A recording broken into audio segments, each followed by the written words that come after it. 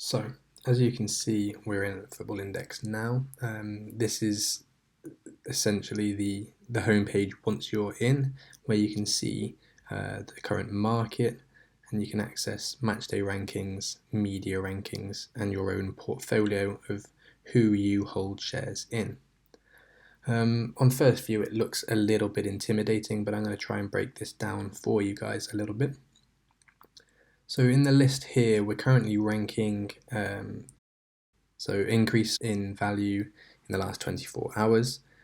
And we can change this, we can sort this sort of highest price if it's a little bit easier for you guys to make sense. Those who know football, you'll be able to see Neymar, Sancho, Trent Alexander-Arnold, very recognisable players. And these guys are the most expensive on the index. This is what you call the top 200. So these guys are the top 200 ranking value players. You can also see recent activity of who other traders have bought. You can see the Twitter feed. You can see dividend winners from yesterday. And I'm going to touch on dividends a little bit later on. So just bear it in mind that you have media dividends as well as matchday dividends. So as we go into matchday rankings, today there are no matches on right now. It's Friday afternoon, so no matches would have been played today. However, we can go into the Academy of Football Index, and I'll be able to show you guys what exactly a matchday dividend is. So the reason you'd buy a player on the Football Index is in order to potentially receive dividends. It's not solely about buying low and selling high. Much like if you invested in a company, you'd expect the company to hopefully do well, make profits, pay out in dividends before you made any kind of exit. So, how can you make dividends on a match day? The matchday rankings are basically ranking a performance in the top 5 leagues around Europe. So that's Premier League, La Liga, Bundesliga, Serie A, and Liga. And you also have the main 2 European football tournaments, being the Champions League and the Europa League. It's also worth keeping an eye on World Cup and European Championships, as well as the UEFA European Championship qualifiers, as these are also eligible. But when you join the index, you'll be able to understand what competitions are eligible, and the Football Index makes it crystal clear. And if you haven't understood just yet, you'll soon understand. For example, there's no FA Cup here or League Cup or anything like that. It's only the leagues that you can see are ranked. So on match day, you have 3 types of match day. You have a bronze match day, a silver match day, and a gold match day. The bronze match day is where across all of those leagues that I mentioned before, there are only 1 to 4 matches being played. Silver match day is where you have 5 to 14, and a gold match day is your 15 plus matches being played. Because of this, you can obviously see the trend in the way the dividends are paid out. If there are fewer matches, it's less competitive, perhaps, to be the top forward or the top midfielder. And so you'd receive less of a dividend on those days. The gold match days are sort of your Saturday afternoons, where a lot of matches are being played. And if your player that you're holding a future in is the top forward, you would receive 8 pence per share in that forward. Furthermore, you have the star player, which is essentially the best ranking of the day. So if your player was a forward and they were the best ranking forward and the best player out of anybody else, be it a midfielder or a defender, they'd receive an additional 8p, so it'd be 16 pence per share. The other forms of dividends that I did mention before, and I will touch on again later, but it's worth just keeping in the mind, are the media dividends.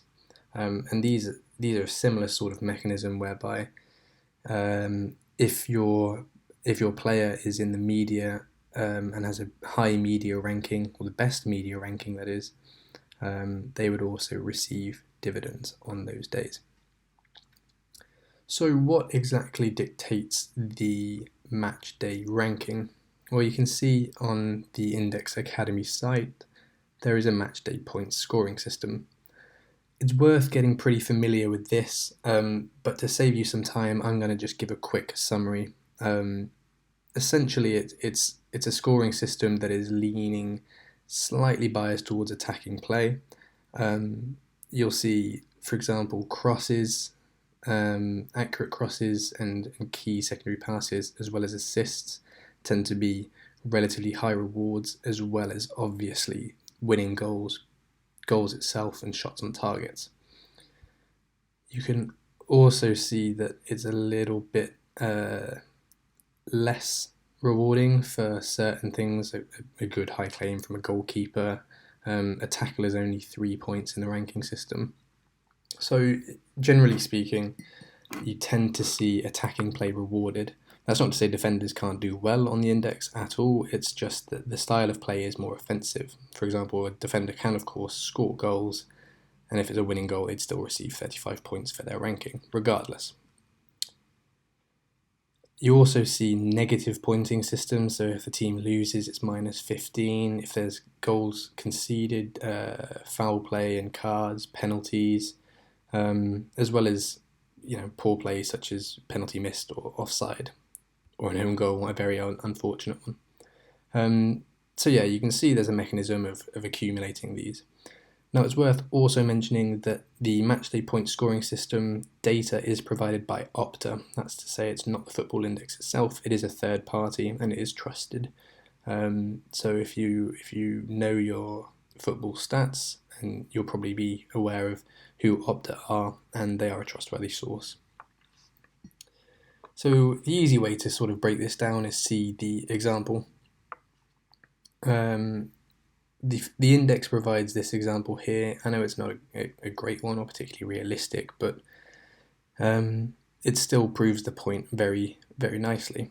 So here you can see Granit Xhaka has a ranking of 195 on this match day.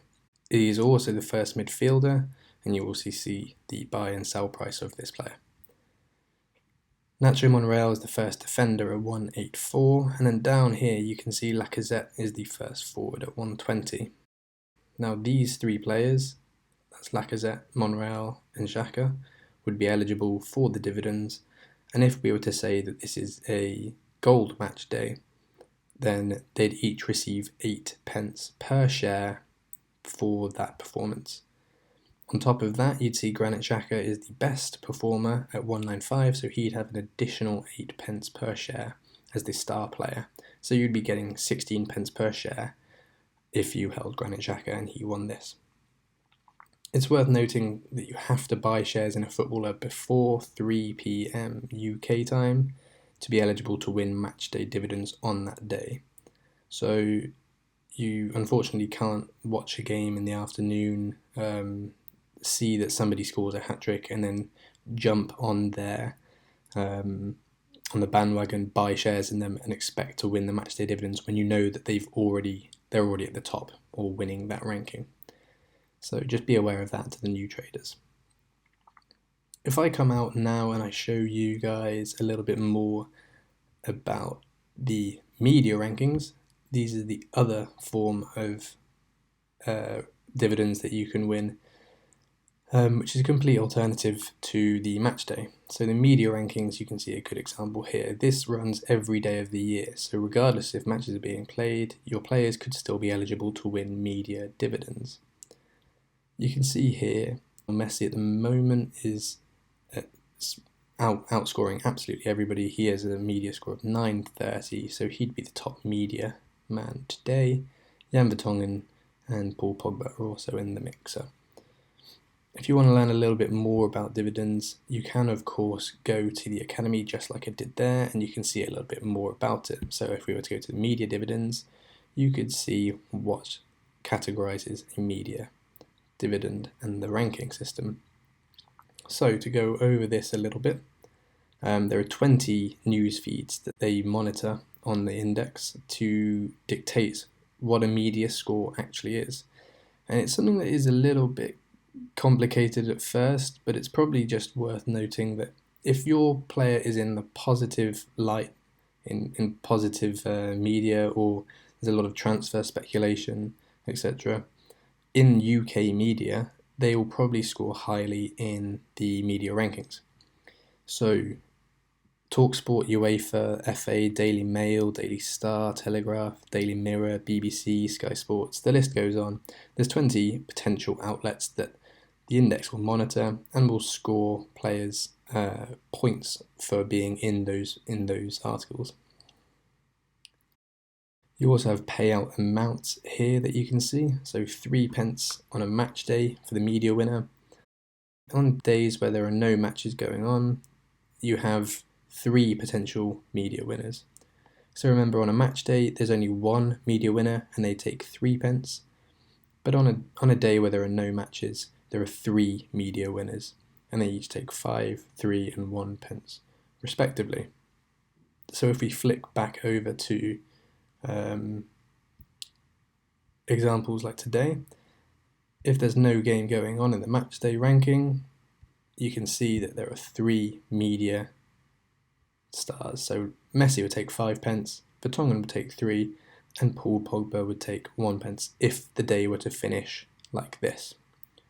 And it's also worth mentioning, yesterday it was a similar sort of example whereby we saw the dividend winners Messi again, Neymar and Ronaldo, because there were no eligible match days